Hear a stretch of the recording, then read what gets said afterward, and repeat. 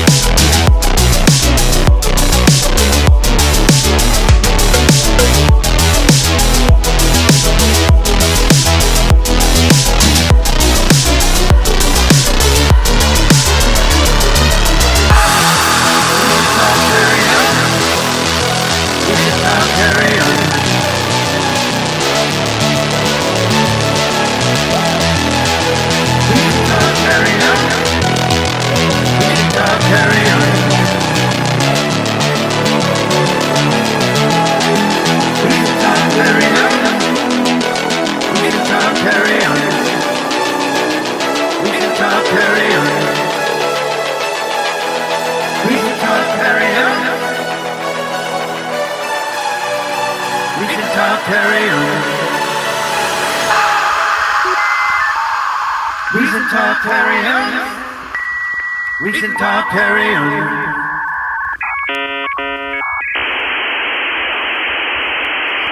Hey, everybody, tune in to Recent Tartarians. Recent Tartarians. Recent Tartarians.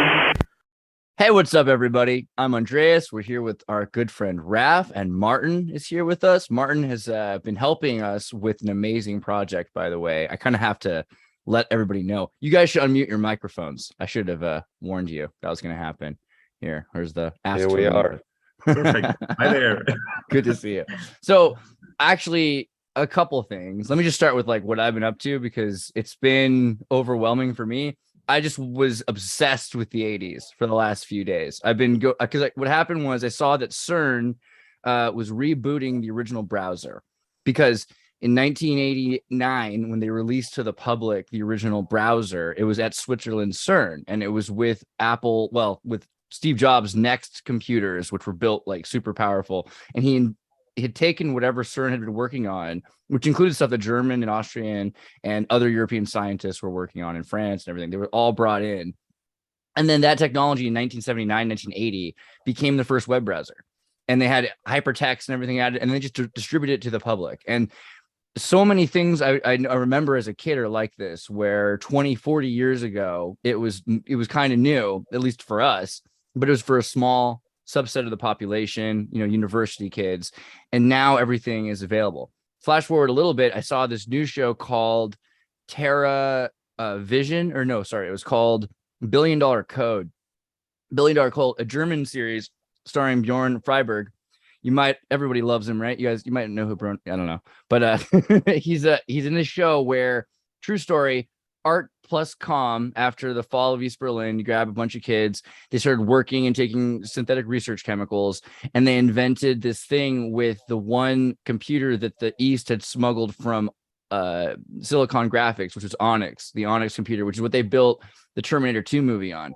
And these Germans said, hey, as art students, I want to show you something you can't see. That's what I want to do as an artist. I want to build a system that connects all of the maps in the world. And so we'll hack NASA and we'll hack all these places and get all the maps from the Soviet Union. We'll build this giant map of the Earth, and you'll be able to zoom right into it.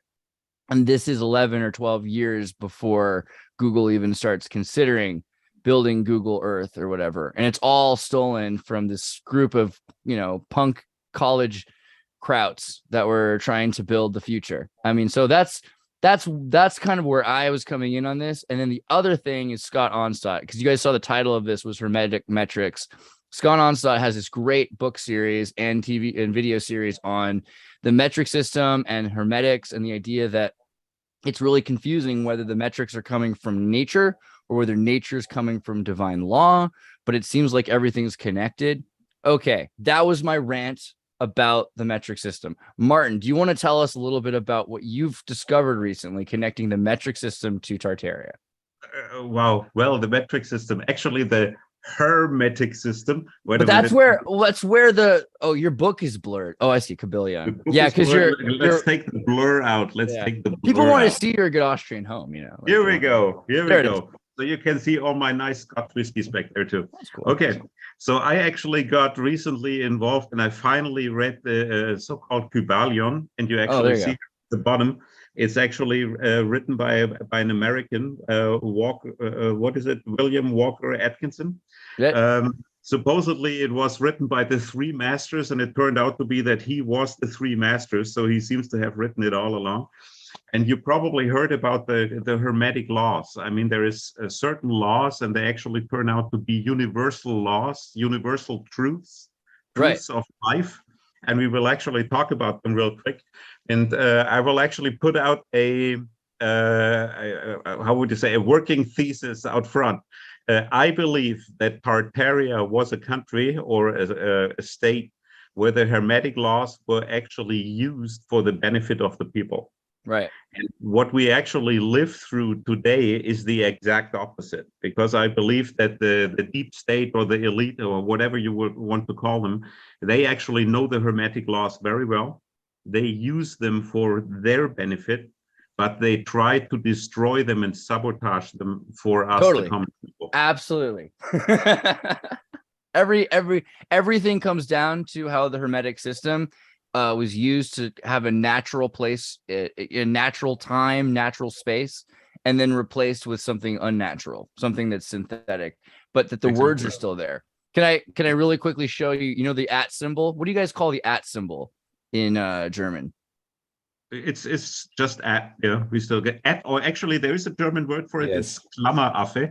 So Klammeraffe. it's a monkey, it's an ape that is clinching to something. That's right. I remember now. Someone told me that once. Well, here's the deal with that monkey. I think there's more to that monkey than meets the eye.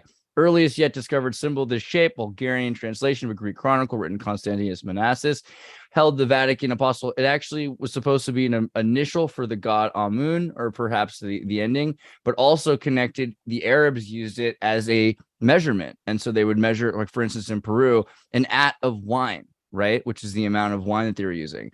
So we've completely lost track of what these symbols mean. Now it's like, you know, the at symbol is connected to a value and we connect it to your name, but there was a real natural purpose for that symbol at one point. Okay. Mm-hmm.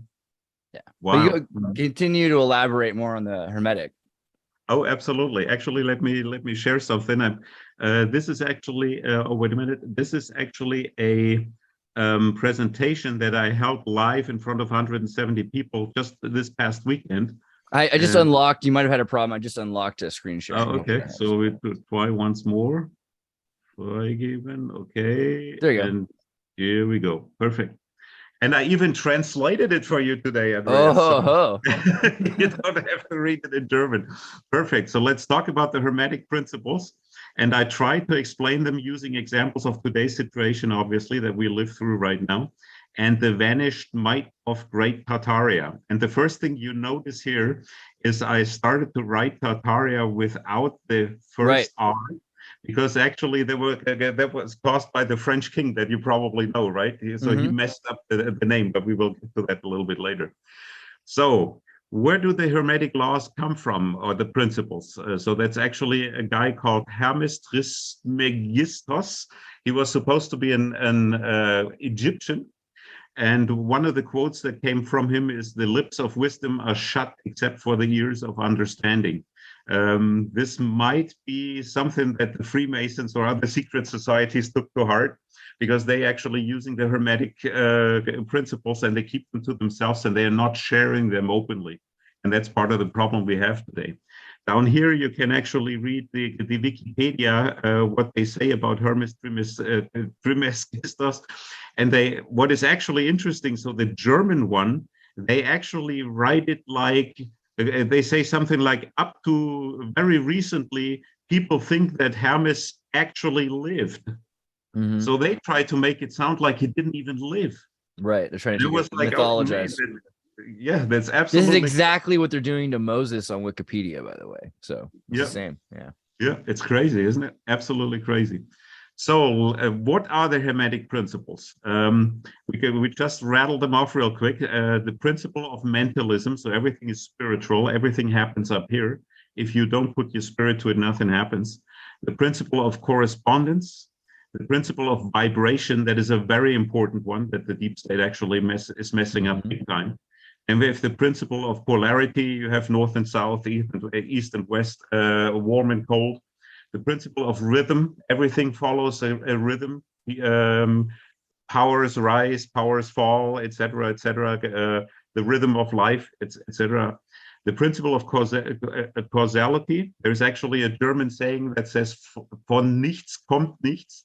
That means if you don't put in anything, nothing will come out. That is very alchemical and German at the same time. Yeah. Exactly. Has been true through the ages. And then finally, we have the principle of gender, male and female. You find male and female in everything. And if male and female come together, you have creation. That's one big principle of nature, obviously. And we will get to those a little bit more in detail later. And I will use a couple of examples for those. Right. But let's... So what I already mentioned before is, so the Hermetic principles are universal truths, natural laws, laws of the universe. And the elite knows them extremely well. They use them very successfully for themselves and for their own benefit. But we, the normal folks, we are being deprived of them. And they are actually actively sabotaged. And we will see that once we get into these examples. But I want a quick intermission. Who is them? We always talk about them, the bad guys. Who is the bad guys? And there's many names for them. So let's call them the powerful. Let's call them the elites. Some say they all come from 13 bloodlines that ultimately might even come from the 12 tribes of Israel, right?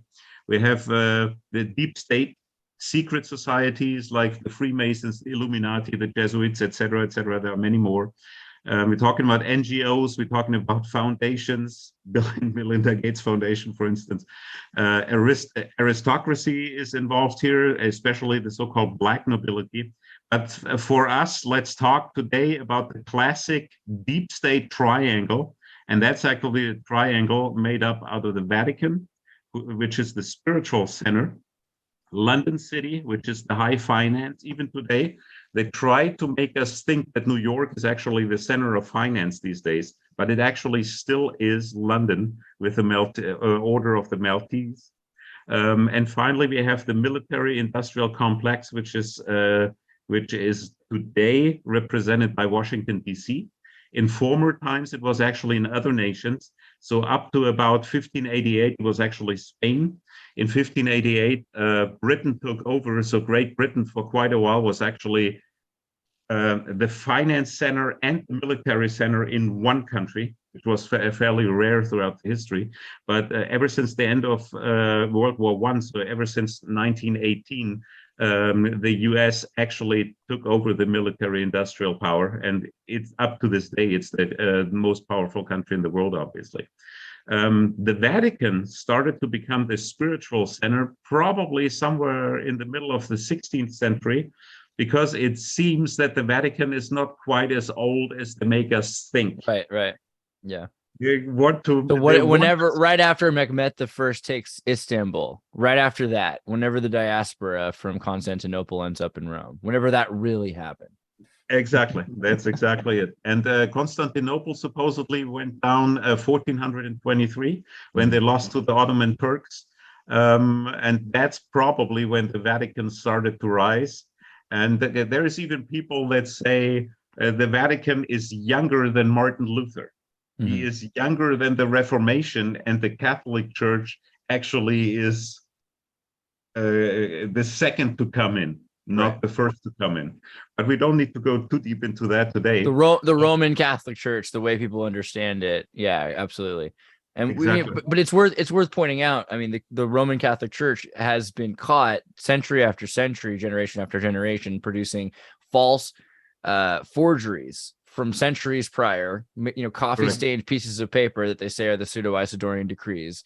That's you can't really deny that they're faking history. That's pretty obvious. Yeah, correct. Absolutely. and in the so-called medieval times, if they ever existed, it was actually very easy for them, because they pulled all the science, they pulled all the knowledge into the monasteries. Right. And the people that wrote down the history was the monks. It was Jesuits, the monks, and they controlled history. And they faked it. I mean, I'm actually, this is one reason why I got to Tartary, because I read a book and I'm totally convinced that Charles the Great, so in 780, he never existed. He did not exist, because he left nothing that we can still see today. And all the kings before him left things, all the kings after him left things, but he didn't leave anything. So when is Charles supposed to have happened? The 800s or something? So, or 9th centuries? Yes, so around 780 to 820, somewhere in there. Right. So what's interesting is you've got this idea of the Islamic occupation, which is supposed to be so long ago, and yet Austrians still speak with Arabic accents, basically. You know what I mean? Like there's a lot there that's still permeating the culture. So it must have been more recent than we think. Correct. Very exciting field of right. Okay. So let's just to put it back into our mind, the two most important principles of power. The first one is the classic Machiavelli, divide and conquer. We all know that. We are all divided all the time by the deep state, by the powerful. I call this a vertical division, because we are divided by religion, by nationality, by the color of our skin, by our culture, by our language. There's many other things you could add here, you know, Trumpists and people who voted for Biden or whatever. But we are divided, and we are divided to keep us in small groups, because then we are easier to keep in check. But the real war that we experience throughout the ages actually follows a horizontal division, because that is the real war. Is those up there, call them the elites, call them the deep state, whatever you want to call them, The Elites, I like it, like Elohim, the Elites, you know. Exactly. Yeah, that is the true war that is happening. They try to show us this division, you know, Ukrainians against Russians and whatever they're talking about. But in fact, it's the elite against the rest of the people. That is the first one. This one we can go. This is just an example for division. That's actually a German slide from Reich Gave. So he talked about the Satanishans, bald springs and zips. That's pretty scary. What is, you know? Yeah, exactly. So actually, this division is actually a Satanist division. Oh my God. And he actually put on here, so you have the Vedic Tartaric culture, which was basically all of Europe and went straight into Asia. And what they actually did, and you see that here, they actually divided us. The first thing that they divide us is the Germans and the Slavs from the rest of Europe. So now you have the Italians, you have the French, you have the Spanish, and you have the English. The Gaelic and stuff, yeah. Exactly. So this is the so-called Romanic languages, right? So Latin is also supposed to have been in Rome. And you have the Germanic languages here, and they literally messed up the language. So and this line right here, the Southwest German zone, into a lot of the Germans there have like red hair, right? Isn't that kind of like the red hair German zone? So it's right on the line, because on the other side you've got a bunch of Norman French and even Norman English and Gaelics. So they cut right through somebody. They're just right through somebody's hometown. Correct.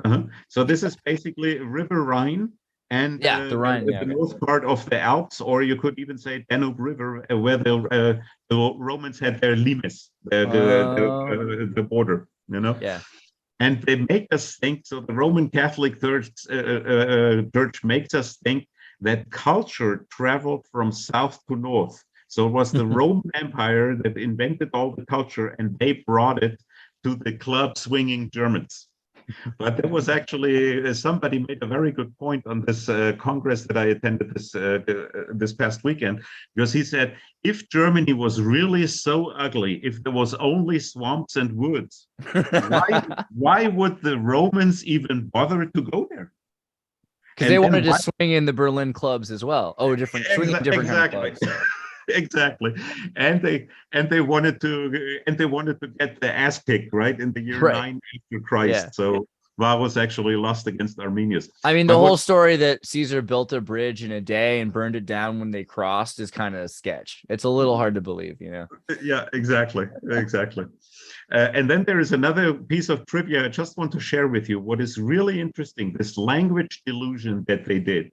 And the two languages they wanted to mess up the most is actually Germans and Russians, because as George Friedman actually said, it was always the #1 goal of the United States and also Britain before to keep Germans and Russians apart, because they would have been too powerful, you know. So they literally and the Danish. If you Danish, Germans, and Russians, it's very dangerous. That's the correct. Sorry, bad time. And they actually messed up the languages that bad that they literally turned around even the single letters.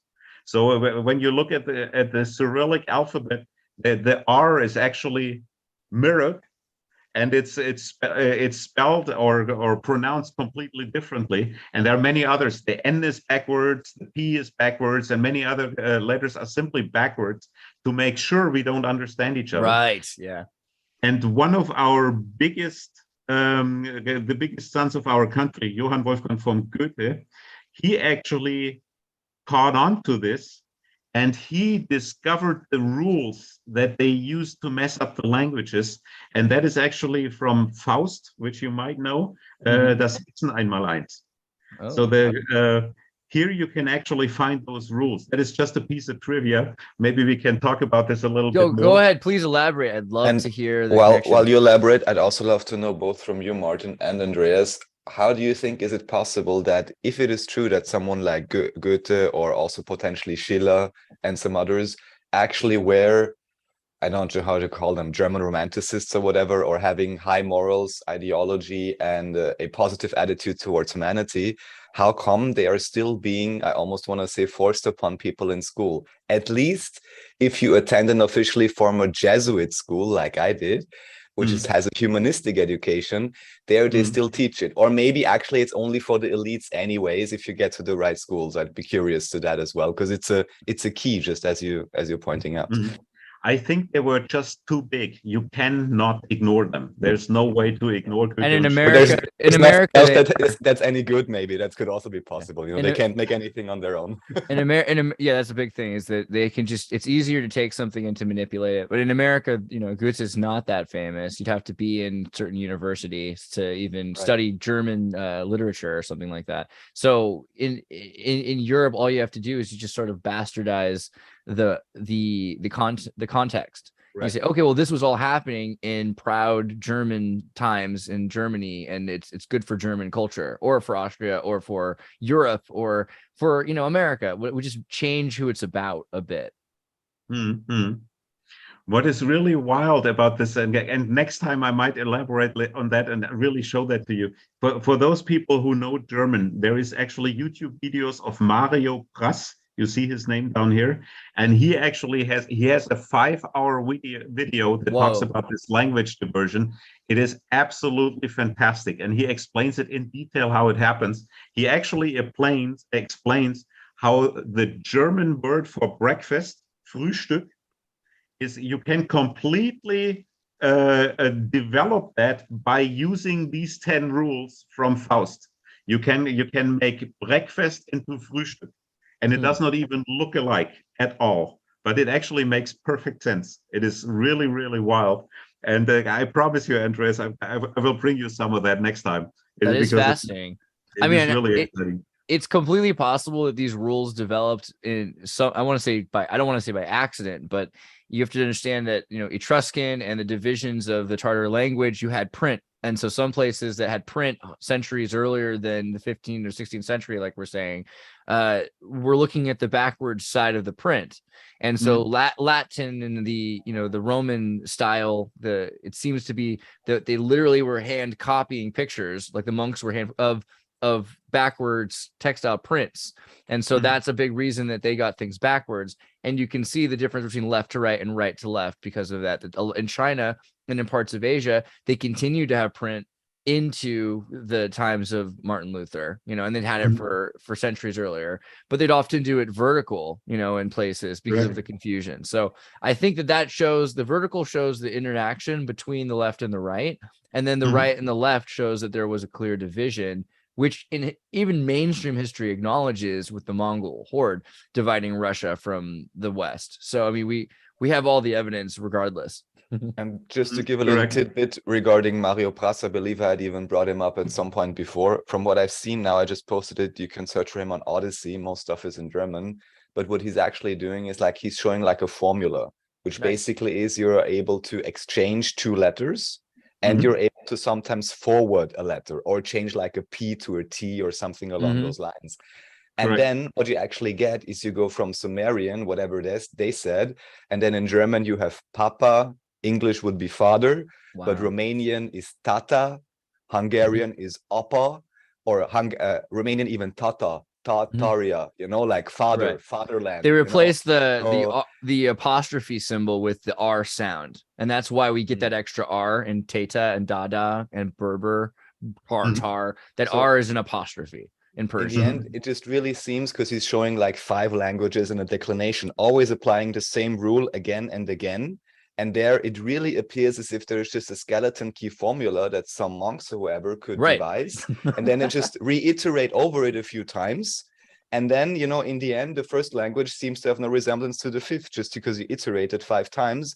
And that's because if you would imagine you're like a superpower, you're taking over all this culture, you want to divide them, you got to come up fast, I guess, with some languages. You know? Let me briefly hijack just to show, in case anyone hasn't studied Saint Cyril's glagolitic script, but this is the keystone to unlock so many things, because these Dalmatian monks, and it's important to remember Dalmatia was a place that had janissaries for the Turkish Ottomans and ended up after the siege of Candia in the control of the Roman Empire. So they had a back and forth going on, and the original Bible comes out of Pope Gregory the 13th in Croatia and Dalmatia using the glagolitic script. So this script took every single letter system from around the Mediterranean and into Phoenicia and literally created an alphabet that decodes every single phoneme in a way that hasn't quite been replicated since. I mean, the only thing I can think of that kind of connects to it, you know, of course, is Sanskrit, but the style of writing is undeniably more Slavic or Germanic or European. Yeah. It's clearly more European. It doesn't have the calligraphic cursive that is so, you know, it's much more of a print-based language. So, but let's jump back to yours. There you go. Okay, great. So we talked about this quite a while. Even it's the only German one I have. Exactly.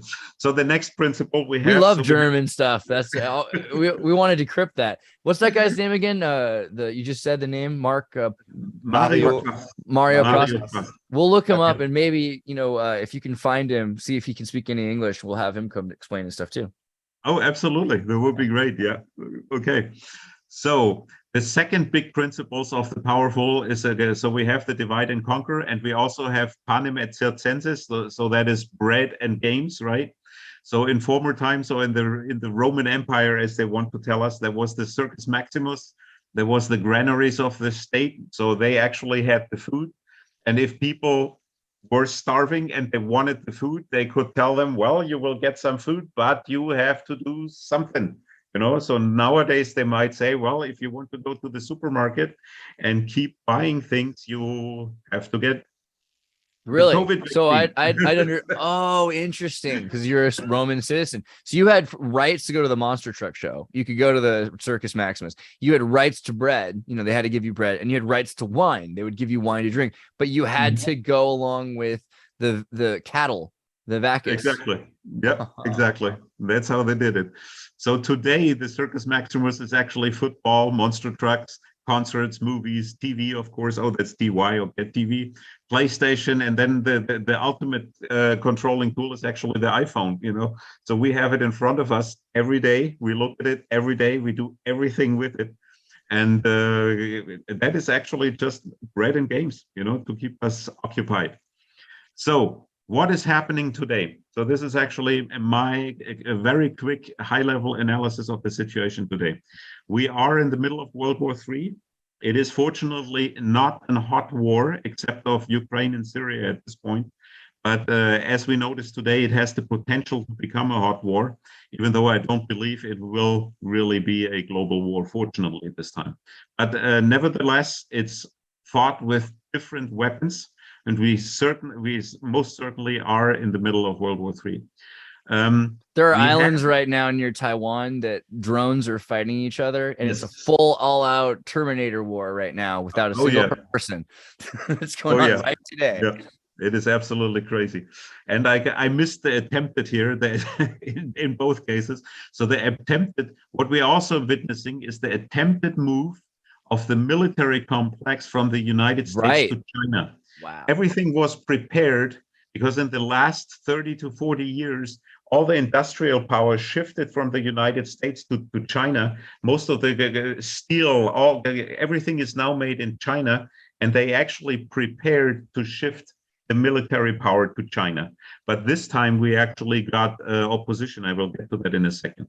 Man. We also had an attempted move for the financial center to move from London City to Astana. It'll happen. It's gonna happen. Astana is the capital of Kazakhstan. Actually, you probably noticed, Andreas, they just called it, it was called Nur Sultan the last 2 years, and they just switched it back. It is now called Astana again. whoever Wow. did this. Let me jump and show people, in case anyone hasn't seen Astana, there are great videos you can watch just on all the weird Freemasonic and Illuminati symbolism in the city. The gold ball, there's the golden the golden bow they've got, and then they've got these arches, and there's a bunch of pentagrams. There's the golden hand of Lucifer. And I've seen some videos of tourists that were like, hey, I gotta go check out this place. There's like 6 people living here, and they're all working for the state. But yeah, exactly. And it's also the strategic significance of Astana is actually the new Silk Road from China into Europe is actually going through Astana.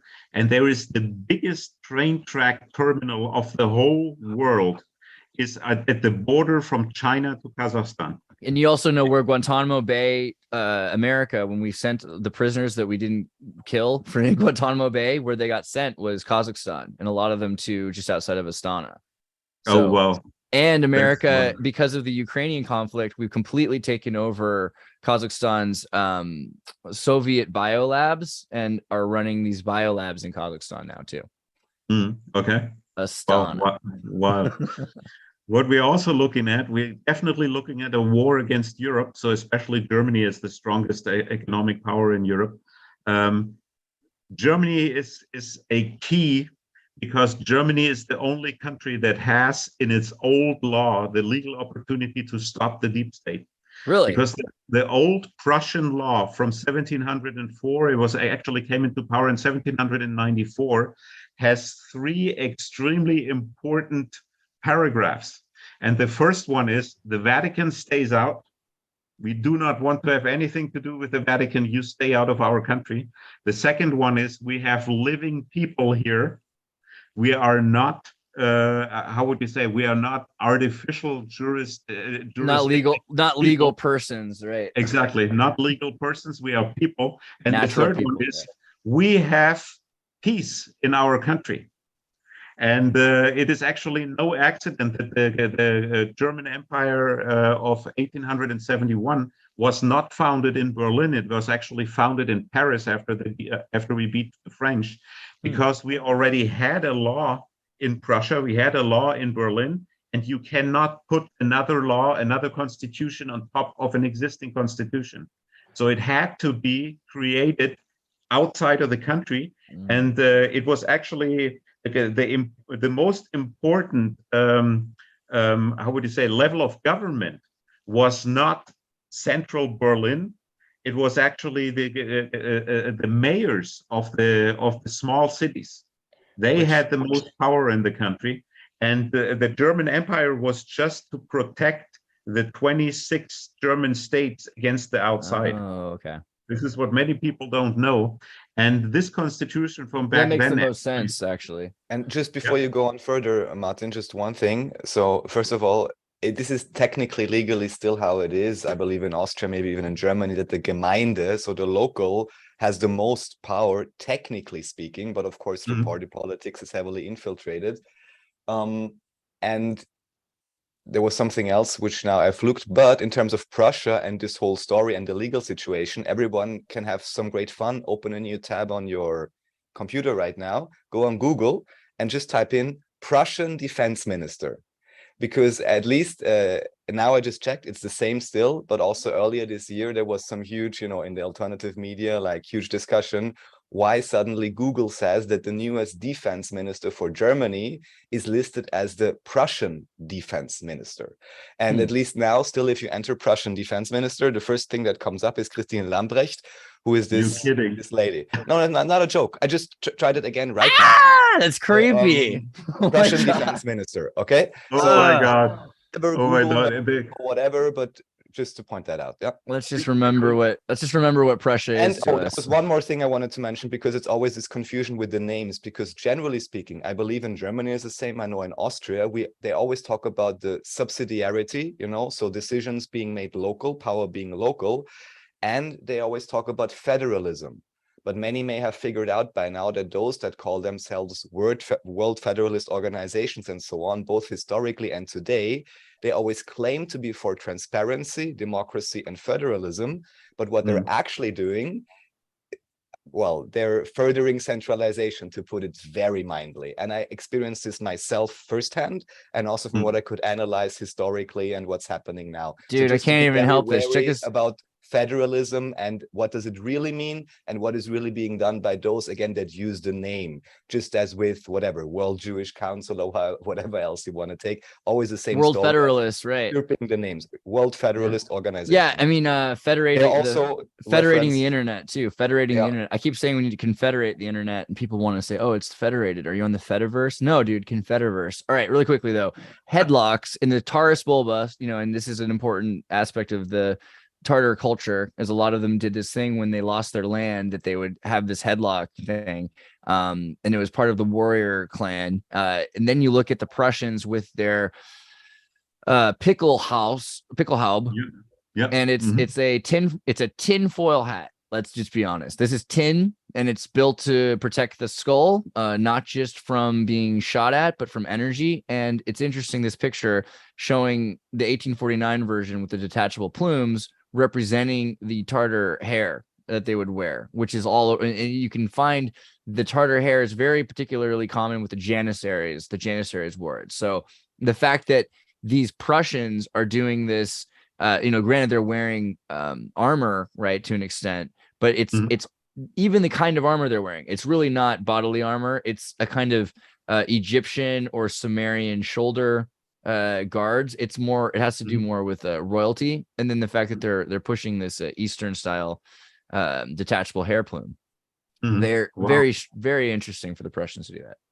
Wow, yeah, it is. It really is. Learn something new. I have to do some research after this. Those Prussians. Those Prussians, exactly. Finally, we are most certainly in the final stage of several long-term plans. I'm just pointing out three: the Morgenthau plan, the Kaufmann plan, the Kerlegi plan. So Morgenthau plan was basically stomp Germany in the ground, make it a agriculture state again. Deindustrialize it, etc., etc. And the Kalergi plan is actually talking about getting foreigners in and actually get mixed. And this is exactly what happens today. We have a bunch of migrants coming in, and we have fewer and fewer true Germans. And more and more of a global citizenship, right? Exactly. Yeah, exactly. And finally, the situation we have today is most comparable to 1588 and 1918. I mentioned that before. That is exactly the dates where the military power shifted in 1588 from Spain to Great Britain. And in 1918, it shifted from Great Britain to the United States. Those are also, interestingly, the times between when the Ottomans came to strongest power and when the Ottomans lost power at the beginning of the 20th century. Correct. Yeah. Very good. Very good. Exactly. Yeah. 1918. After that, Turkey was much smaller than before. And 1588 pretty much matches when they came to power. Yeah. You're exactly right. And then I wrote down here, but this time there is opposition. We are not letting this happen this time, not without a fight. And there's several parties involved in that. PSYOP QAnon definitely is one of it. Trump, JFK Jr., if he's still alive, nobody knows.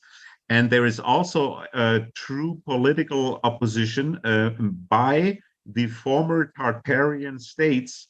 And we find that specifically in the Shanghai organization. You might remember that one slide that I had where I actually compare the map of the Shanghai organization to the former Tartaria, and also the BRIC states, which includes Brazil, Russia, India, China, and South Africa. So you have with India, China, and Russia, you have the three biggest states that used to be on the territory of Tartaria, united in one international organization. So just a reminder, so this is the extent of the American might. Whatever is blue is either allies, NATO, of course, or countries that have American military bases on them. And this is truly global, all around the globe. And the only exception truly is Russia, of course, China and India. And this is exactly the area that is now uniting. I'm also showing you a map of BRICS that I just mentioned. Can you go back really quickly? Absolutely. So what I find interesting about this, there's a couple things. One is in South America, Bolivia is obscured because it is granted there aren't American, but there are paramilitary groups there. But there are Russian and Chinese bases in Bolivia right here. Oh, wow. Yeah, and so it's interesting. One of the deals was that they got like $100 million for their road system in exchange for bringing in 1 million or 4 million, but 1 million a year for 4 years, Russian citizens. And they got a bunch of Russian military equipment for their state. So the Bolivian government uses Chinese and Russian military equipment and have whole Russian and Russo-Bolivian and Chino-Bolivian communities that have been developing for the last 20 years. So the next major spot might be there as well. Wow. See, I didn't know that yet. That is really interesting, especially because Argentina actually just applied to be a member of BRICS. So and that is the BRICS map we have. So Argentina is the next one. Can you explain a bit about the economic information? Like, what does BRICS do for the world? Why would a country be a part of BRICS? Yeah, exactly. So BRICS at this point, as it exists today, out of these 5 states, already represents 40% of the people of the world. Because you have, obviously, with China and India, you have the 2 countries that have the most people living in there. I think India is getting close to 2 billion now. And what is China is about 1.3 billion. It is absolutely tremendous. So altogether, these countries have about 40% of the world's population. Well, let's remind people, in case Americans don't know what BRICS is, because we're not studying Austrian economic theory. BRICS has to do with Brazil, Russia, India, China, South Africa. That's what BRICS stands for. And so those are the emerging economies. And so China it is kind of at this point at the forefront of this. Most of these are countries that the bigger multinationals are investing in or trying to take over with their big banks. Exactly. And China obviously being a key state, because China was supposed to be the next military power. And as I mentioned, it was stopped. However, China and Russia working together more and more actually is becoming a big power that is actually endangering the number 1 position for the United States at this point. And this is exactly the reason why the Ukraine war is nothing else than trying to keep this power block in check, through NATO or the United States, obviously. Okay, so this is actually what I mentioned before. I want to show you one more time. This is the Shanghai Organization. It is actually also about to become bigger because there is Turkey is actually interested. Erdogan actually attended the meeting, which was just last week, and he has an observer status now. And also Oman, Saudi Arabia, and Egypt, they are actually starting to sympathize. And when you look at this, this is actually, and I actually put another map here, this is resembling old Tartaria. And it's interesting because what was Shanghai called originally, right? Shanghai was called Tartar City. Oh, Shanghai was Tartar City. Okay. Yeah. Wow. See, I didn't know that either. Yeah. That is wild. That is really wild.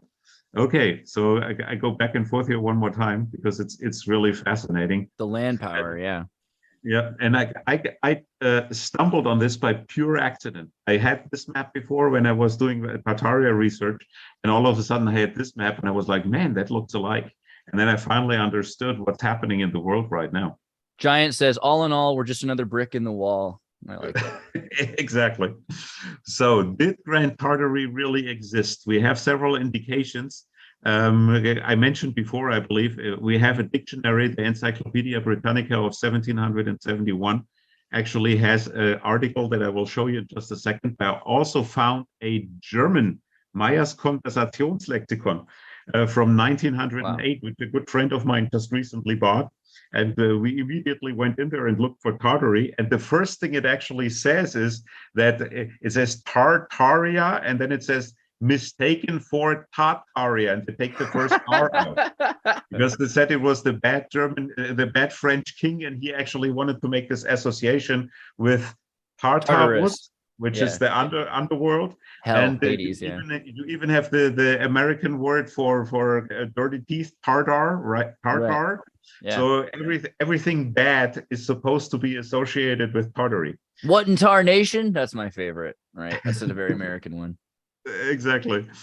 So we have maps, we have literature, we have art. We obviously have the Greco-Roman or classicistic architecture that they sell us for art, for Greco-Roman architecture, but it's in fact Tartarian architecture, and it exists all around the world.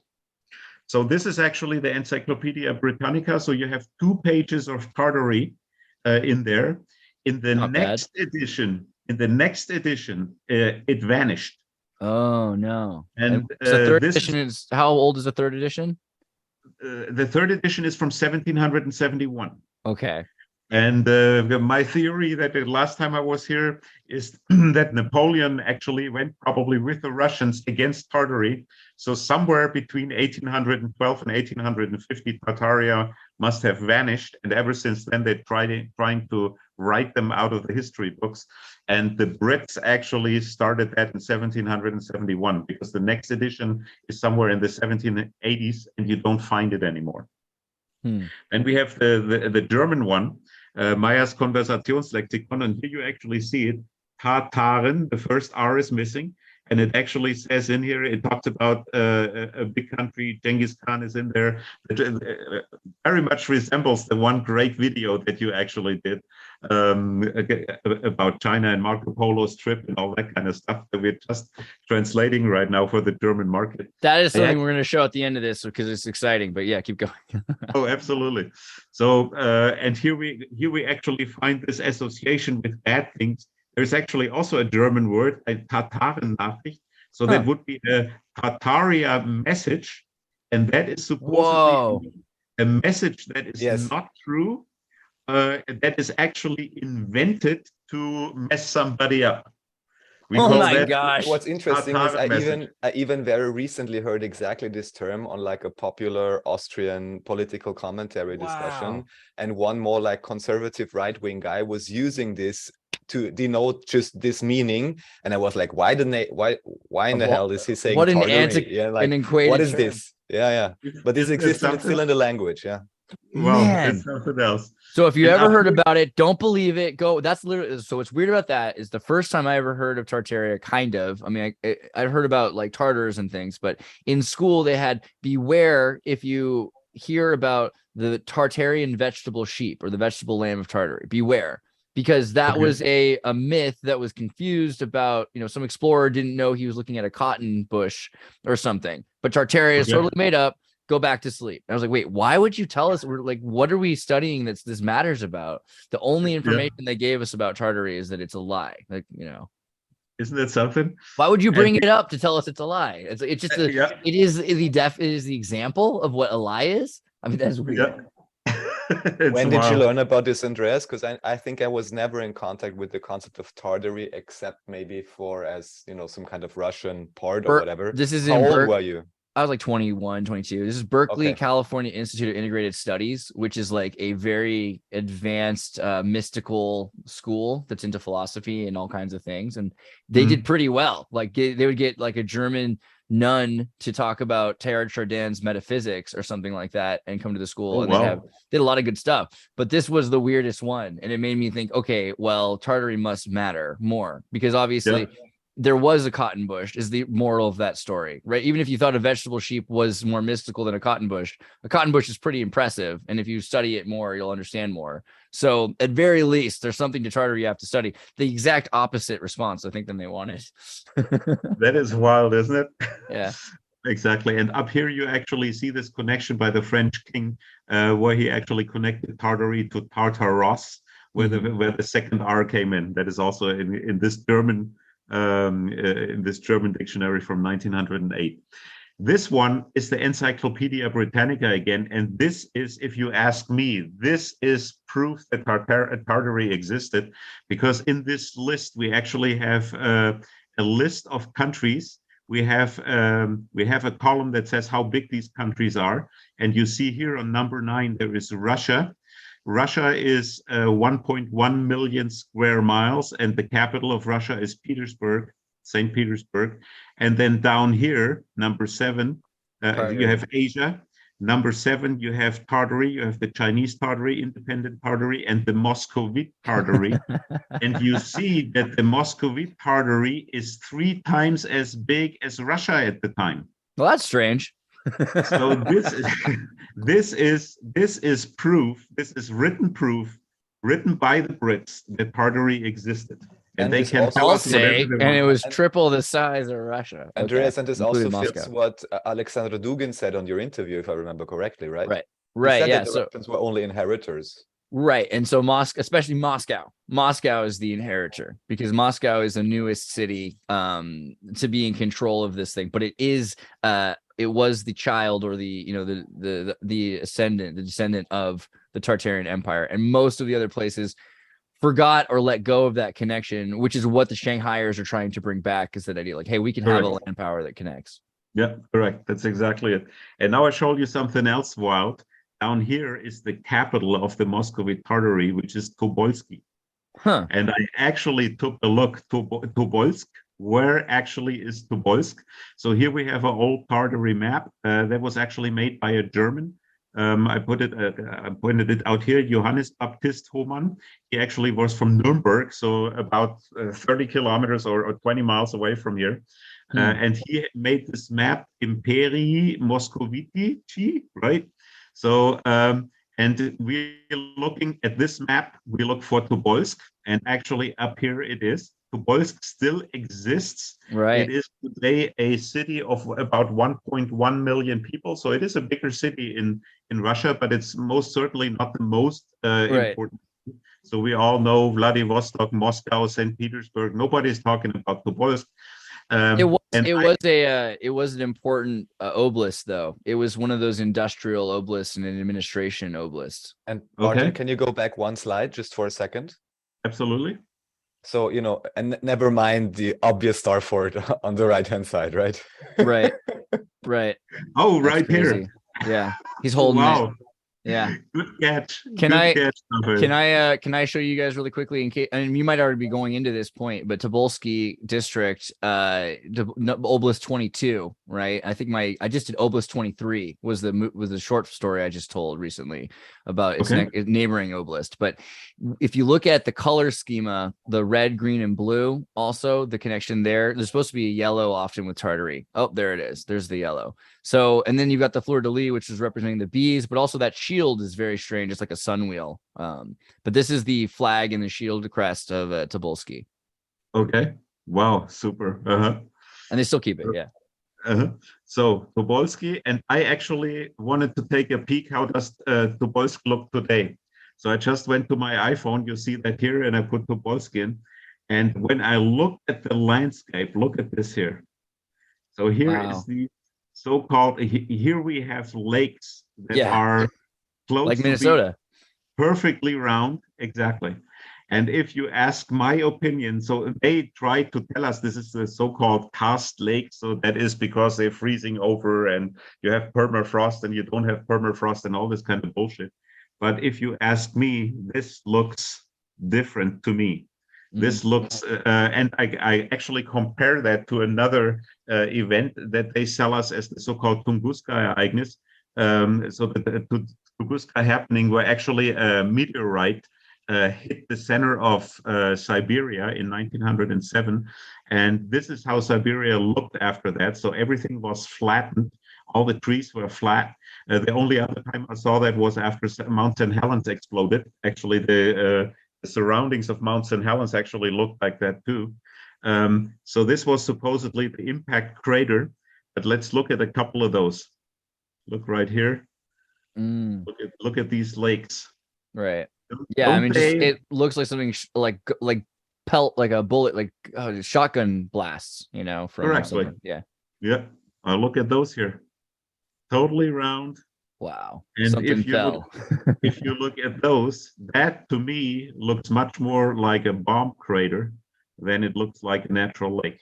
Right. Or even, even like an explosion, like, a volcano could launch something. You could have ice on top of volcano. That was a big thing on the East Coast in America. There's a bunch of sand dunes created, and the story is they think because there's no debris that it might have just been ice, giant pieces of ice that were like cannonballs. Exactly, yeah. And then another thing that I recently heard, because they tried to tell us this is a meteorite, but the meteorites typically do not come in a rectangular. They usually come from the side, and then this should look much different. It shouldn't and be. Where's the debris, right? Like where's the meteor debris? Where's the leftover? Exactly. Yeah, exactly. So there's. And that's a ton of meteors. It's one meteor that shattered into like 1,000 again. So it seems like it's a shotgun blast. Yeah, exactly. And this is pictures actually from good friends of mine. They traveled Russia 4 times already.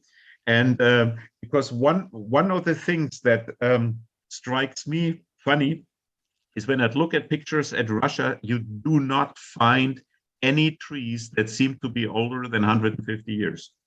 And that brings us right back to somewhere in between 1850, somewhere where Tartaria actually vanished. And one theory, obviously, is when we look at all these craters, when we look at the destruction, and when we look at the fact that there is no old trees, was there maybe I don't want to say nuclear war, we don't know what they used, but there must have been something really, really big happening that caused all these devastations in the area. Somebody was asking, so just now some of the East Coast, what I was referring to was the Carolina Bays. Someone was like, have you ever studied the Carolina Bays? Well, here's the idea, right? So that from here emerged all of these spots. So something that might have been projected from this point landing in these areas, which definitely has some rocket-like quality. But then when you're trying to find leftover materials, and granted, a lot of that might have been turned into Civil War cannonball like later or something, but the idea of it being ice is pretty relevant because there's just so many of these examples of these perfect lakes created in just like skipping stone patterns across the East Coast. And exactly, I imagine it could have been a war, but I also imagine like the idea of a volcano, the amount of volcanoes that were used in Tartaria for energy. It's also possible it was some sort of an ecological disaster where it went wrong, but that's to be discovered. Yeah, that's true. Then let's talk about the mud flood real quick. I just show you some old picture that we all know.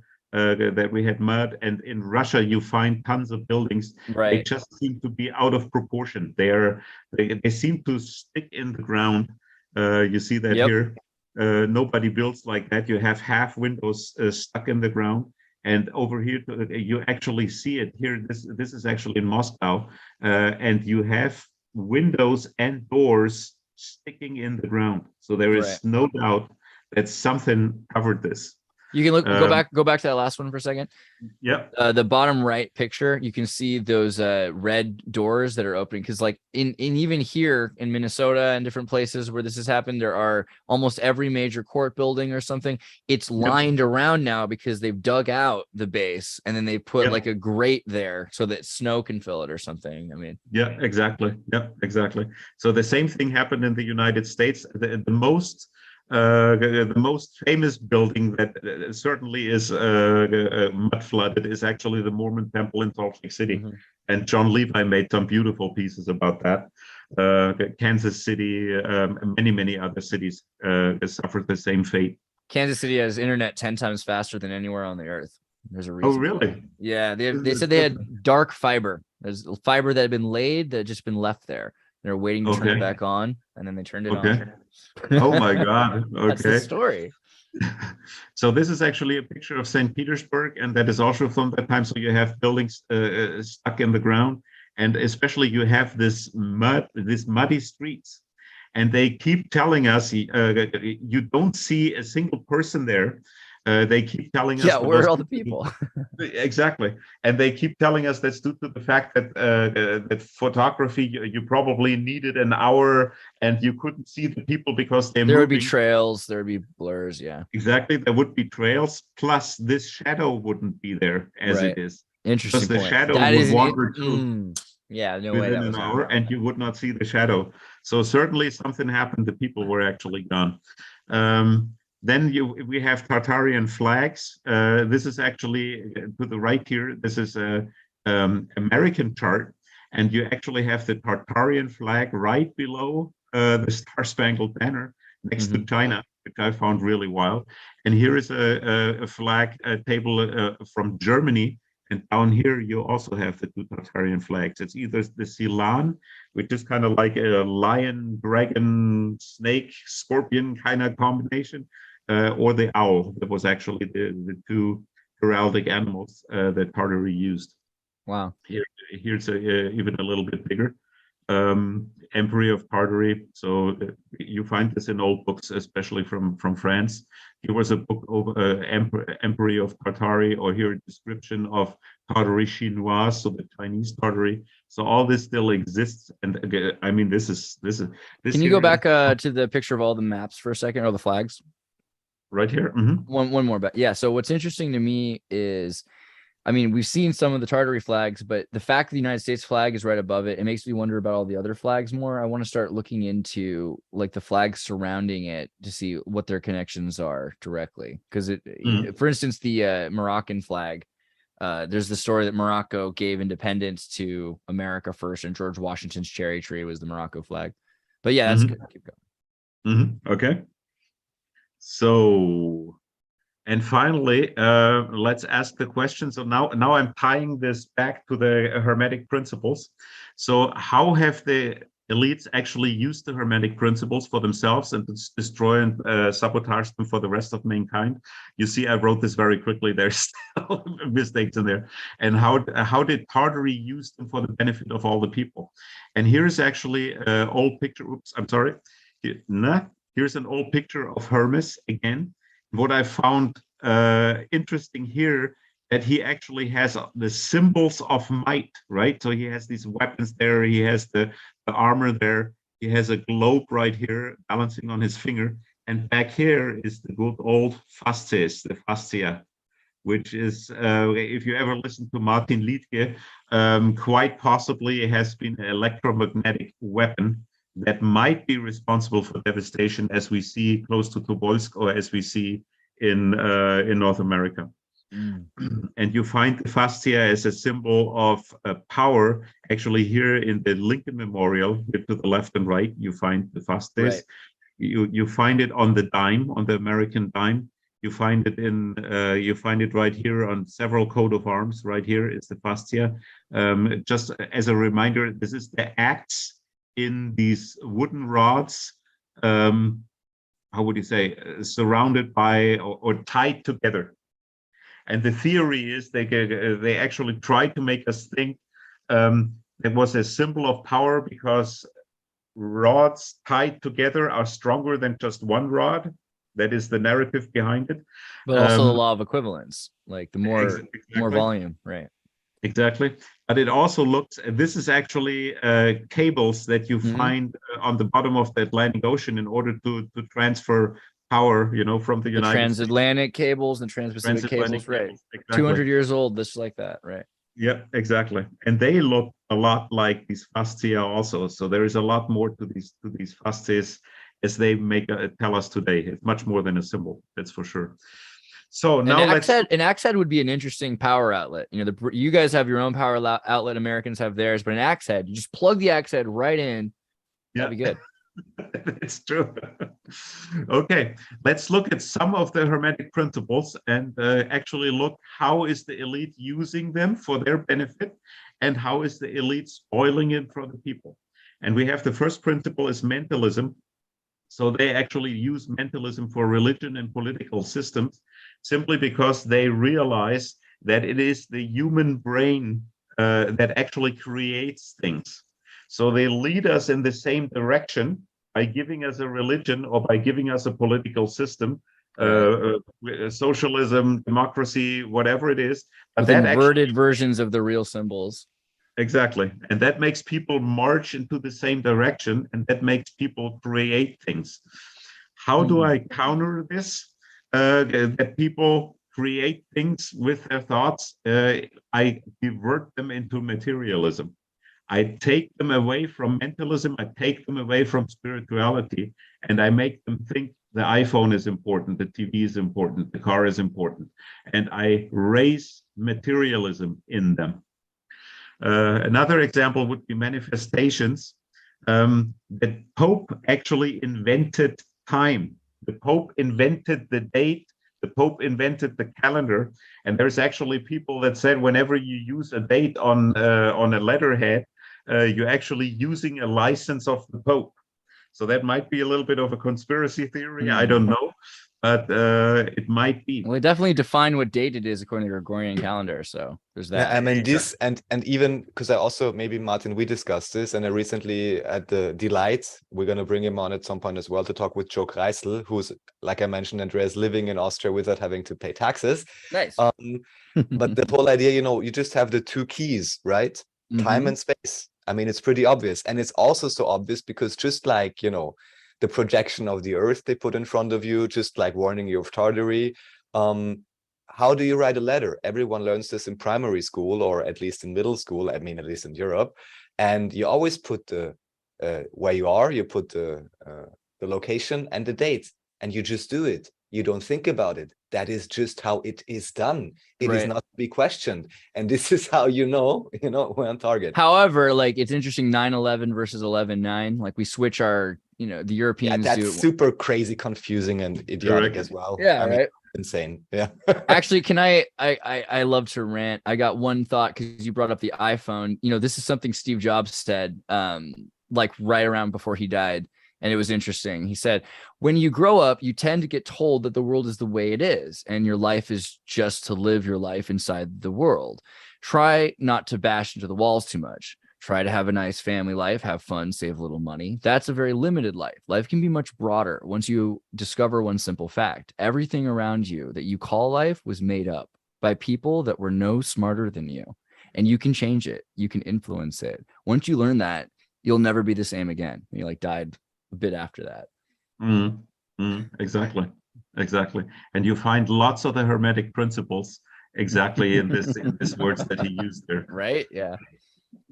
Another concept that fascinates me a lot is think about music videos. Think about how a music video looked in the 50s and in the 60s. You basically have the camera stayed on one spot.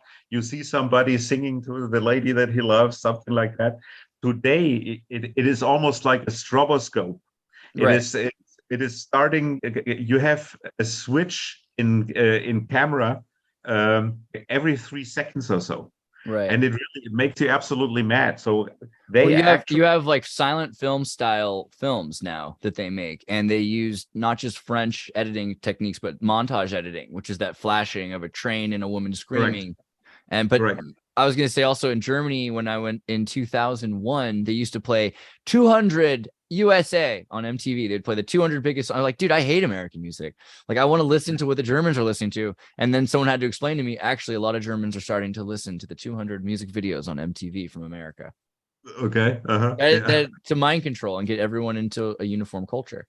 Exactly. That's exactly it. Yeah. And they're making the time. How would you say the sequence? Yeah. The cuts are smaller and smaller and smaller, and they don't allow you to think in centuries. But the deep state thinks in centuries. And they educating us not to be able to think that long. We just think tomorrow, next week, maybe, but that's about it. Like one day at a time, right? That's the advice they give everyone they've broken. Exactly. Yeah. That's exactly how it is. Then we're talking about rituals. So here we're actually getting into Freemasonry. So Jachin and Boaz is the 2 columns in front of the Jewish temple. And you actually find, if you look at World Trade Center, you have the 2 towers, Jachin and Boaz.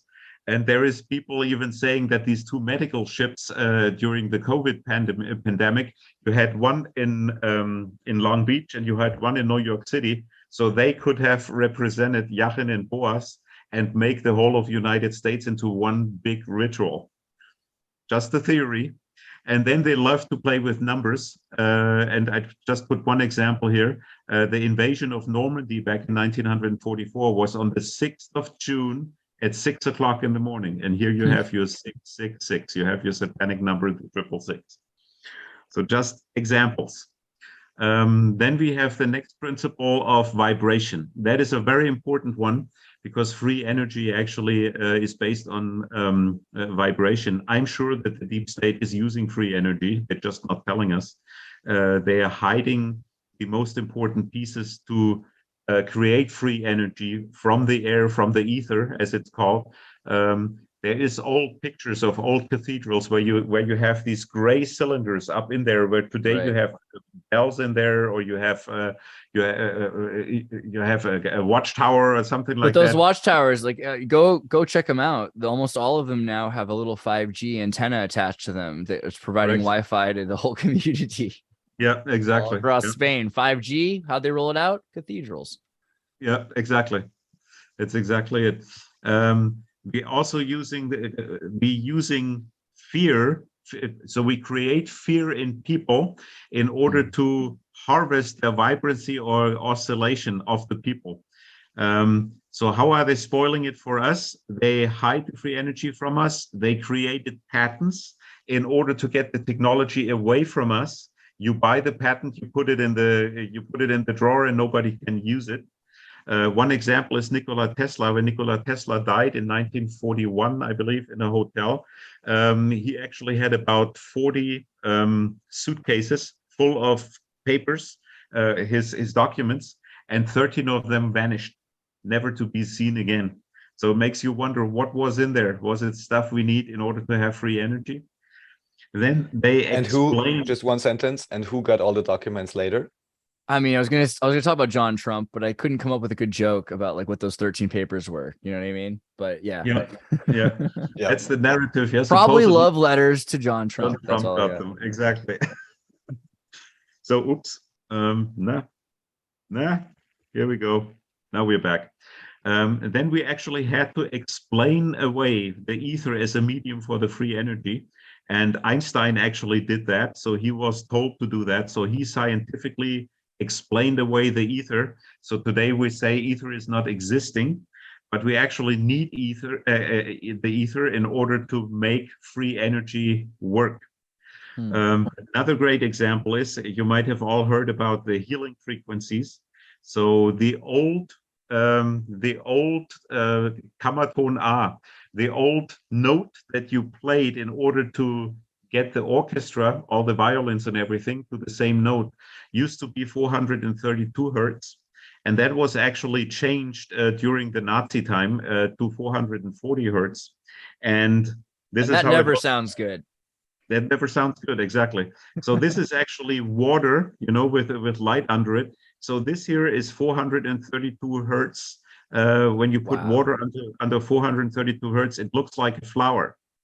If you put it under 440 hertz, it looks like this. So 440 is not the full destination. 440 is just to bleed us and get us ready for whatever's after 440. Exactly. I mean, even just looking at this, you can tell by one glance which one is healthy for you and which one is not. Right. Very simple. And now I want to compare this. I actually want to jump here. Look at this. Right.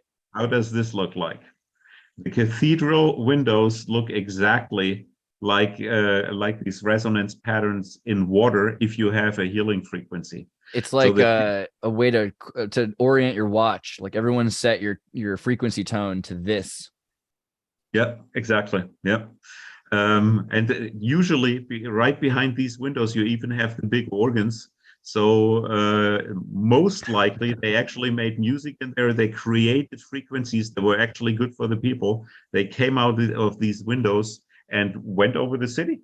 Like the Buddhist sand mandala thing, right? Like, so obviously they make these sand mandalas that are in the shapes that are associated with harmonic frequencies. And if you do the sand on a subwoofer experiment, so if you would take it, if you were in front, this is not going to work, but if you're patterns on a subwoofer, there you go. If you were to play music on that organ and you have a bunch of powder or flour or dust or something, it'll arrange itself in one of those frequency measures depending on if you tone right. And so that way you can actually make sure you have the correct tone. It's a way of tuning your organ. And Yeah, I'm not sure if it was you, Martin, but someone made experiments with just putting water in the cathedrals, and that the water would also structure itself according Really? to Oh. patterns, even just when it was silent in the church or something, or in the Holy cathedral, water. something along those Gee, lines. what Yeah, do you yeah, think? exactly. Yeah. Okay. Exactly. amazing. Mhm. Absolutely amazing. And then the final thing that they did to actually mess this concept up is because they put actually glass into these windows. It was never supposed to have glass. By putting glass in there, you actually prevent these structures from working. And I want to show you actually another very modern pattern that resembles this. And this is the so-called magnetron. The magnetron is a piece that you find in every microwave, and that actually resembles the pattern of these cathedral windows. Magnetron, which is probably a big key to free energy creation. Or here is another magnetron. This here is a castle in Italy. Wow. It was built by Friedrich II, emperor of the Holy Roman Empire of German nation.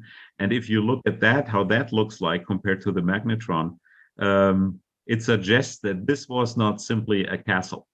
There might have been much more to that. Right. And here we have CERN. And if you look at CERN in Switzerland, this is nothing different either. It is a huge magnetron.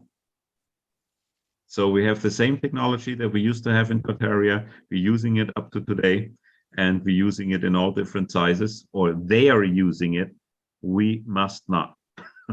Yeah, it's been moved underground. Haha. Exactly. Okay, I want to go through one more Hermetic law. I didn't cover all 7 of them, but that would be way too long. But I also want to go through the principle of gender. And as I mentioned before, gender is creation. Male and female coming together is creation, is creating babies, is creating young animals, whatever. How does the elite use it? They make us slaves. People are slaves. And how is the elite spoiling it for people? You could make that list longer, of course, but how is it spoiling it for the people? If you go back into the medieval times, they started to destruct wise women because, especially in the German tribes, actually the women were the wise ones. They were the ones that medicine and the brewers, right? Medicine, brewery, exactly. All that was done by women, and men basically protected them. So they were burnt by the church, burned as witches. So you got rid of these strong women. And the witches brew replaced with Reinhopskabaten beer. Yeah. Yeah, exactly. And then we started to destroy the classical roles of men and women. Just think about feminism. Feminism sounds great on the first glance, but what does it actually really do? It takes the mother away from the kids. We all know what happens then if kids grow up without one parent at home. And of course, also there was half of the population that was at home with the kids and that didn't produce taxes. So another reason why they wanted to create feminism is they wanted to have taxes from everybody. We implemented contraceptives, we commercialized sex, we created women as objects. And today, with all that gender discussion, that is the final destruction of gender. That is the final destruction of male and female. That is the final destruction of creation. And don't get me wrong, there is absolutely nothing wrong with that. However, the principle that the powerful elite socially there might not be something wrong with that, but alchemically we've got a problem. Right? Exactly, yeah. And I mean the newest thing actually is now we have pregnant men, right? Totally against nature. We had for hundreds of years, we have transsexualism, especially with royals and the stars. If you look at old pictures of the Queen of Denmark, for instance, of 1910 or 1905, you can actually see they were men. And actually, just because you mentioned this, I just saw a series randomly yesterday on Odyssey, I believe. It's called First Lady Boys of the United States. And it gives a whole collection, including plenty of Kennedys. And especially as those get older, you look at them and, you know, well, Yeah, it's really, I mean, this is one of the topics Bill where Clinton, right? I mean, he had that weird fake beard when he was young. You're like, I get it. You really want to look manly, you know? yeah, and, Yeah, and it gets so insane. But yeah, everyone's encouraged to check it out because this is, this is like the ultimate mockery of the population, like, or the ultimate, yeah. Well, I mean, ultimate it's mockery, I would always say. been part of society. You've got royal and mystical shamans who are hermaphrodites, and so the amount of hermaphrodites in royalty has always been, you look at ancient Egypt, it was considered lucky by a number of people, and the idea of androgyny, to look both ways, kind of godlike quality. So there's always been that up until maybe the last 100 years where they started to hide it, and that's kind of interesting because it really wasn't that hidden before. And you can see it in women's fashion, women copying homosexual men's fashion, and the fact that in nature, peacocks, masculinity is usually this thing associated with beauty, but here we've made femininity the thing associated in the human race. The women are supposed to be the beautiful of the species, the fairer sex of the species, and that's an inversion in and of itself. And so we're living in a point where they're saying, okay, well, what does it mean to be a woman? And they're saying, well, a woman is this, anorexic male who's become a female, right? And that was very popular in the 40s and 50s and 60s. Twiggy and all these kinds of things move away from the big-hipped fertility goddess kind of women archetypes. And now, women and men are flipped again. Men are trying to become more feminine and women are becoming more masculine, but it might be because gender is not engenderment. It might be that engenderment might be a quality of this last few generations or centuries of, for instance, women think, hey, I don't want to be a woman because I don't want to be, a homekeeper or something like that. Well, being a homekeeper is an amazing role, but it might not be the feminine role in nature. It might be that that's because they've not been allowed to be brewing and doing medicine or something. So it's something to consider that as well. Yeah, absolutely. Yeah. Well, the German government just created a law, so you can now choose your sex once a year. Oh, that's fun. I can be male today, and next year I'm female. But you can only choose once a year, so I can't do it for like a day and switch back or something.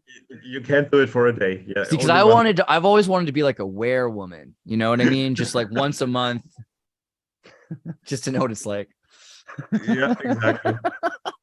Okay, so let's see. We already went through there. I just want to show you some more pictures of Tartaria. This is actually a painting from way back then where you clearly can see an antenna on top of this. A full-on aerial, Yeah, absolutely. Then we had electric cars. Electric cars are way older than Tesla, right? Right. So electric cars in the 1900s. This one is by 1909 they started to equal out, but before 1909 the grand majority of cars were electric cars. Yeah, absolutely tremendous. Yeah, and they sell them to us as the new thing, right? That is saving the climate. Right. So here's some more examples. So I hope they sell us on the new thing being like the wireless electric car, like Tesla could power his Pierce Arrow from Niagara Falls. I mean, we want wireless. That'd be good. Exactly. So, and here finally we had another car. That actually went from Detroit, I believe, to somewhere at the Atlantic Ocean. So 1,060 miles overland without stopping and loading, just on one charge, which actually suggests that this car must have been able to get electricity from the ether. Otherwise it's not explainable, because as most certainly you already see by the sheer size, there is not a huge battery in there that allows it to travel that far. Right. Yeah, it has to be supercapacitors that are being instantly charged over and over again. Exactly. This actually is also there. There's even a nice little movie of that, a home phone. So there's actually two women, and they're walking out to a fire hydrant. And they connect this phone to the fire hydrant, and they have an umbrella they use as an antenna, and then they use it as a phone. So they had mobile phones back then for $24 back in the day. I actually have to look up. Like I need to send you the. I have a commercial for one of these from like 1909, like a silent film that shows people using cordless phones. So it exists. Yeah, and the idea was you had to wrap some copper around a fire hydrant, and then you or a phone pole or a light pole, and you would get extra signal. You could boost it across. Yeah, exactly. It's wild. Then this one here, always remember that the cities were actually built to create energy, and the Arc de Triomphe in Paris is probably the largest electromagnet, horseshoe magnet that exists on the world. Okay, let's look at a horseshoe magnet really quickly for people. Do you guys see what he's saying here? Hold on, let me pull that up. So, interesting thing, when you make a generated charge, you can take like 1 to 3 magnetic horseshoe magnet. Would you polarize a horseshoe? And you can strap them next to each other in an array, and that will increase the amount of ions in vibration. So you'll have a bigger electronic field. So you can increase the magnetism with more of these.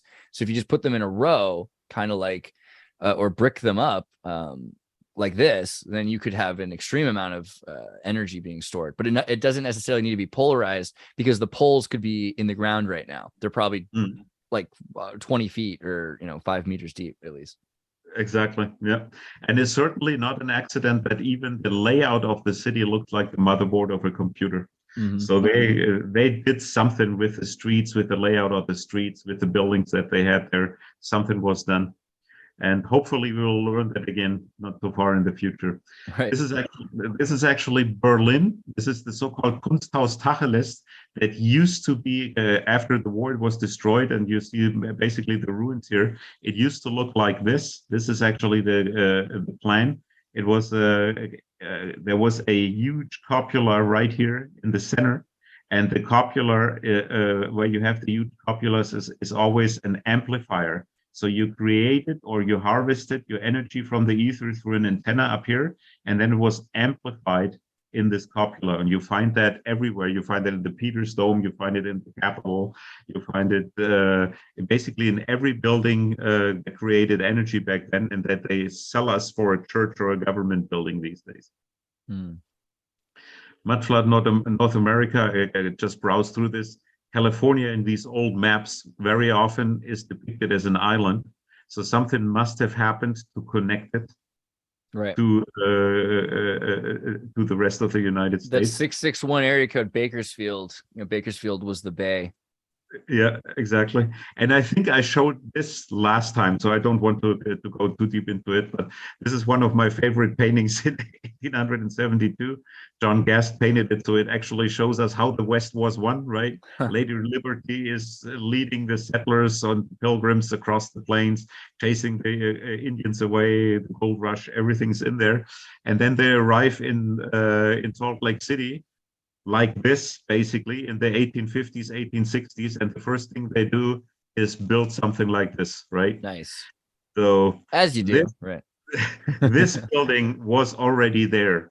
This building has not been built by the settlers, especially not with their shovels and pickaxes that they brought there. And this actually shows you the mud flood. This is actually from, I think, pictures from John Levi's video. So you see the Mormon temple, how deep that's actually stuck in the ground. You have doors below the ground level. It's absolutely tremendous. And they tried to show us, there's very few pictures of the construction. And what strikes me as odd is that the construction is always at one level. Right. So I did not build... as if there'd been a major destruction and they had to rebuild some of the top. Right. Exactly. Or they'd reassemble fallen stones, the same as Amarna in Egypt. Yeah. That's exactly how it looked like. Always one height. And if you make also here one height, and if you make these guys bigger, just a second, right here. So you actually see this is not true people. They are painted in there. I mean, to be fair, that's what the Mormons want you to believe. They believe the idea that this was Zion. This is where the temple already was. They're just rebuilding it. That's their official story anyway. Oh, okay. Nobody believes the Mormons when they talk. That's the funny part, Yeah. Okay. Great. And then just to sum it all up, architecture seems to be fairly similar around the world. So this is actually Moscow. one of these Stalinistic, what they call it, buildings. This is in Riga, which is Riga is Estland, I believe, or Letland, I'm not quite sure. And here you have the Empire State Building, looks very much alike, and is in totally different parts of the world. Star forts, we already talked about those in the past. This is Fort Union, actually, in New Mexico. Who would build a fort out there? Why was it important to have that out there for the Civil War? Nothing happened out there. So that was much older than the Civil War. That's my theory. And here's a Dutch city on the top, on the bottom right. You have a Dutch city. This, I believe, is in Spain. And then, of course, the base of Lady Liberty is also a star fort. That's interesting. Yeah. World exhibitions. This was Buffalo in 1901. They tried to make us believe that this was just cardboard and wood, and they tore it down. This is San Francisco World Exhibition. Then, of course, you have the Capitol, which is also stuck in the ground. Who would build columns in the ground if you don't need them? And they tried to make us believe that this was just cardboard and wood, and they tore it back down. I believe this was solid Tartarian buildings, and they used the world fairs to make them disappear. Right. And it's interesting because we always call it Greco-Roman, but we see a lot of Arabic influences there too. Exactly. Oh, wow. Look here. Niagara Falls. This is how they looked back then. Niagara Falls, where they found the mummy of Joseph from the Bible. Niagara Falls. Oh, okay. Yeah. That mummy's still in the Museum of Niagara Falls, which is like, okay, oh, wow. What are you gonna have a mummy in the Niagara Falls Museum? All right, go ahead. Awesome. Okay. And then I wanted to make a comparison. Here they already started to tear that down. And now look at this, and look at this supposedly Indian ruins. Look how similar that looks. Right. There was even water going over here. Why would the Indians build their houses where water is pouring over? It would be really cool to live behind a waterfall, to be fair. But yeah, that is true. That is true. I give you that. But could that have been something like this? Right. Just a question mark, just resemblance, Wow. Could this be for turbans? They make us think that they have the fire in there and they gather in here, but could that have been housings for turbans? Who knows? This one looks turbine. Turbine, you mean? Like a turbine. Yeah, I'm sorry. All right, because when you say turban, I thought you meant like a turban like the Arabs wear. I was like, oh, there would be the land of giants. But electrical turbines, yeah. No, but turbine and turban and tulip are all related. So yes, it makes sense. There could be turbines there. Yeah. Dune. Yes. Mm-hmm. Exactly. And this looks so fake. And if you look here, there's actually, it seems to be a cave going in here. Mm-hmm. So my only question, if I look something like this, is what in the world are they trying to hide there? Right. What is behind these walls? What are they trying to hide? Right. And there's supposed to be cool communities that lived in the caves. I mean, China is now trying to kick out everybody who lives in some of these. There's a few hundred people left in one of them, and they want to tear it down and build some kind of thing, like a factory. And so you have to imagine, why do you want to build a factory above a cave with a bunch of caverns? What's underneath and in those caves that you want so bad? Okay. And then finally, this is one of my favorites, and that's the last slide I want to show you, a Shiprock. When I saw Shiprock, New Mexico, I saw that years ago. Now, with knowing about Tartary, I want to see it again, because here's actually the satellite picture. They trying to tell us that it's a volcanic field, but when I see that thing, I'm thinking of a castle. I'm thinking of Lord of the Rings. Right, and there's this huge wall. Then there is this wall. This is perfectly straight, moving this way, and this one is slightly bent, but this looks perfectly straight. There's this huge wall, and this is like the corner tower protecting something, Great China Wall, whatever it was. But I believe this used to be a building, and it was destroyed. That much to Tartaria for today. Man, this is good. I love what you're doing here. This is amazing stuff. I mean, this is a lot of information to share. I think it's important for people to, take the time to like visit some of these places, even on the Google Maps or I guess TerraVision. We're going to start pushing the original German one. I wanted to pull up a couple pictures because you're talking about maybe we'll relearn this thing. You think about the Apple headquarters, and the Apple headquarters has that exact plot. You've got like the spiral, but there's 8 of these guys around it that make up the blue parts and the metal, the arches. And then the center, you've got this huge community with a sustainable agricultural community, right? That's growing. There's a park and there's like food and landscaping and everything, and you can cross. But it's all moving outwards, and it's supposedly going to have enough free energy. There's a bunch of people that have talked about how it could even levitate, which I don't know, but like that would be funny if they turned into a giant flying saucer. The other one I was going to say is the meeting of Leo the Great and Attila. So this is a painting from 1500, but it depicts 452 northern Italy, right? Like, so 1,000 years earlier. Get it? No, but it's really like 100 years earlier because of the flamenco timeline. And the painting of Leo the Great and Attila is important because the story goes that Attila, the king of the Huns, was going to take over Rome, and Pope Leo sent out to meet Hun and Mantua, and they had like 3 days together, and then they hung out and made peace somehow. And whatever that discussion led to the saving of Rome and Attila the Hun leaving Italy and not invading. So it's an interesting story. And it's interesting 1,000 years later that they're making it such a big relevant deal to the importance of Rome. I think that's something that needs to be considered. That maybe this has to do with Mehmet II, or Attila the Hun is somehow connected to Mehmet II, and the idea of losing Istanbul and the Ottomans, and why Rome exists the way it does as this Christianized or Catholic, whatever they're trying to call it, this kind of new culture. But yeah, the questions that we should ask ourselves about what really went on when Pope Leo met Attila the Hun, that's something that we need to probably investigate more. Another thought, triads. You're talking about the states, the military states in South America and East Asia. Well, the triads are the organized criminal gangs. They run so much of San Francisco and Daly City and Bakersfield, places along the California coast, but also places in Peru and in Bolivia and in South America, in Paraguay. There's huge triads in Paraguay. So they're all over the world. They're connected with these huge, the way the state of China is connected with Chinese corporations, the way the Yakuza is connected with Japanese corporations, the triads are associated.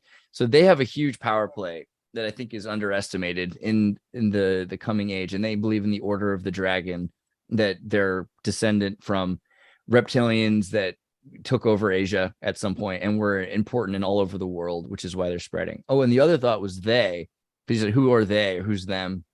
And I don't know if you've seen the X-Files, but there's this new season 10 or 11. They go to this weird goblin park thing and they see this guy who's called Dr. They. And Dr. They is the leader of the misinformation campaign.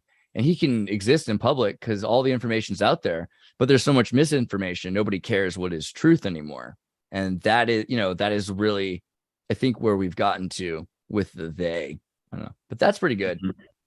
Martin, I'm really grateful that you took the time to present all this information, and thank you for coming back. I hope that we get to do it again soon because it's awesome. Absolutely. And we are looking forward to get you translated and get you into the German market. See, there you go. Now you reminded me what I was going to show people. I was like, there's something more. Okay, so guys, do you speak German? Do you know somebody who does? Because check this out. This is pretty freaking sweet. So my videos are being translated into German, and you can watch them here. Check this out. I don't think there's audio on this. No? For the stream, at least, yeah. Let me try that again. Share sound. Boom. Ich war Renaissance oder Wiedergeburt, sondern das Zurücksetzen der Geschichte, ein Reset, die versteckt und vernichtet wurde, um zu verbergen, was wirklich passiert war. Das Imperium wurde umbenannt, um es zu verbergen, doch es wurde nicht wieder aufgebaut. Tartarien, denn was irgendwie interessant ist, ist diese Idee, dass es ein internationales Abkommen unter vielen Nationen war.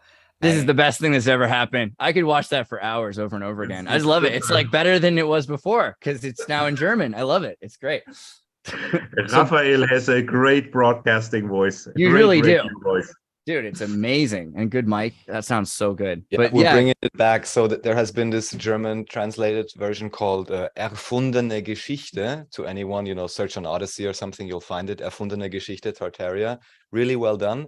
But it was obvious there is a lack of, super high quality syncretic content about Tartaria in German. So somehow, I guess even months ago, first time we spoke, Martin, with Andreas, we said, let's translate it. So Martin is going to do the second part, and then I'm going to pull it together, and then we'll, push it properly, the entire version. Yeah.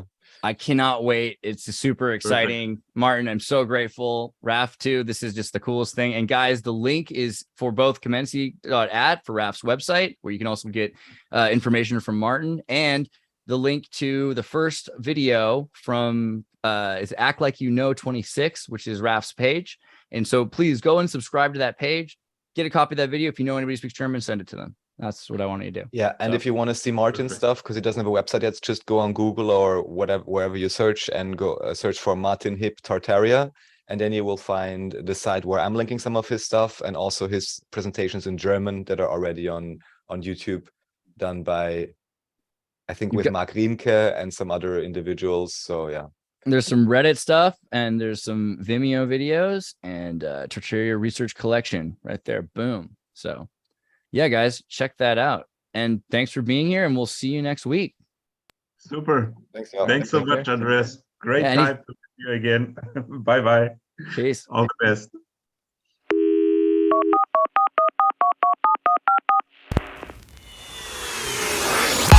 Hey, everybody, tune in to Recent Tartarians. Recent Tartarians. Recent Tartarians.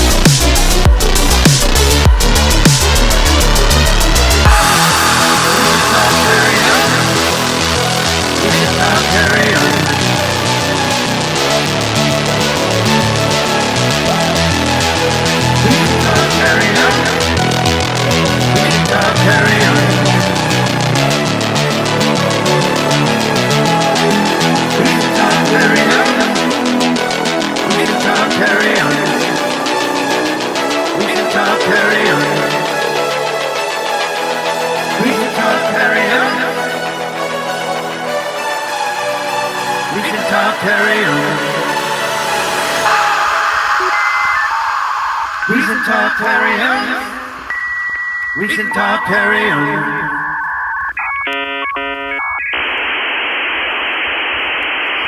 Hey, everybody, tune in to Recent Tartarians.